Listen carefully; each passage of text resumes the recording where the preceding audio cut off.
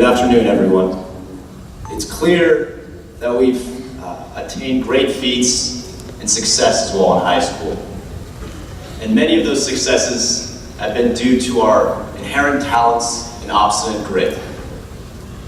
However, the past serves as a reminder that those behind the scenes in our lives, the ones egging us on from the sidelines, were just as a consequential factor in those achievements as we were.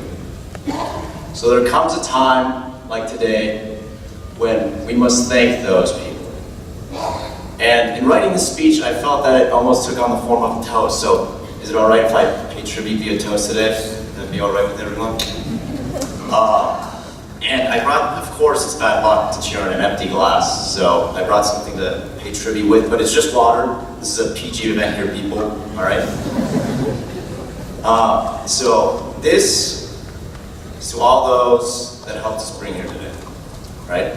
So for obvious reasons, the first group of people we must thank are families and parents. And as teenagers, we may be a little hesitant at times to thank our parents. It reminds me of a saying my Aunt Susie always told me growing up, that you can pick your friends, you can pick your nose, but you can't pick your family. And although that may suggest that we're forced to adhere to these people for our entire lives, regardless of all their imperfections, it is for that very reason that they have accepted us for all of our imperfections, nuances, and little idiosyncrasies. And friends may come and go, but your family are really the only people that have no choice but to take you for all of these imperfections. Just as we have no choice but to take them for theirs. There's a real beauty to that. That's why this goes out to our parents and families, and you're allowing us to be who we are. The next group that we must pay tribute to are the teachers and staff of Worthington Schools. What you all do is truly miraculous, and we can't thank you enough for pushing us past our limits and comfort zones, and more importantly, navigating us through the jungles of adolescence, academics, and college apps, while of course dealing with our attitudes in the process. And for all that you do in the grand scheme of things, teachers and faculty may not realize the gravity and significance a specific moment can bear with their students. And that moment happened for me the last day of 8th grade. For those of you that went to McCord, you probably remember Mr. Shurk, our vice principal. And and then you probably remember the ongoing rumor that his preferred mode of transportation was teleporting around McCord. And it was on the last day of 8th grade. I was walking out the doors and he did one of those teleporting acts. He suddenly appeared with that beautiful bald head of his that I miss so much. And he pulled me aside, he shook my hand, and I'll never forget the way he glanced at me with this unforced, genuine look in his eye. And he said, "Nicko, do great things one day. Do great things." And although he may not remember that moment, for as brief as it was, it has resonated with me all of these years. And teachers, it may seem in light of this inexcusable withering of educational funding that your work goes underappreciated. But I want to assure you that it's instances like those that mean the world to your kids.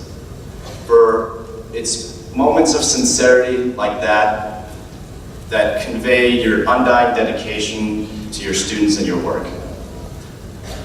That's why this goes out to you guys and all that you have done for us.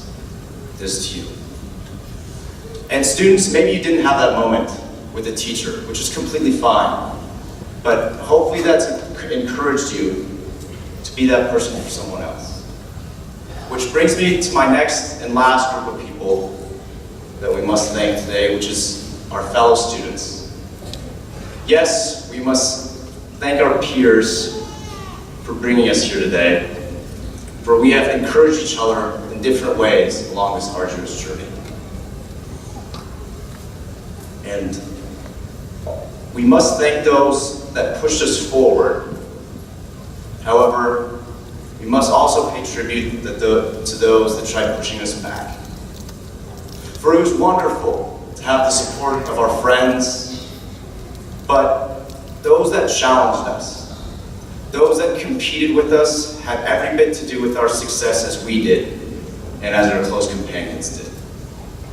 At the same time, we did not establish an identity simply by the aid of those that are similar to us, but more so by the help of those that are innately different.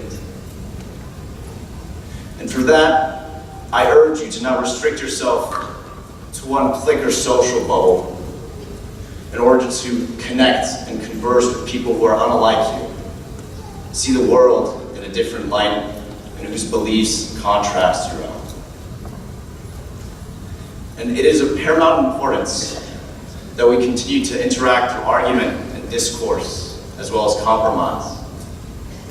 For only then can we justify the comfort we find in our beliefs, opinions, and discover who we truly are as people. It brings to mind the wise words of the great philosopher, Kanye West. Yeezy once said, "Everything I am not made me everything I am." So this is to who we are not, and discovering the difference between the two. This to us. Congratulations to you all, and thank you. Cheers.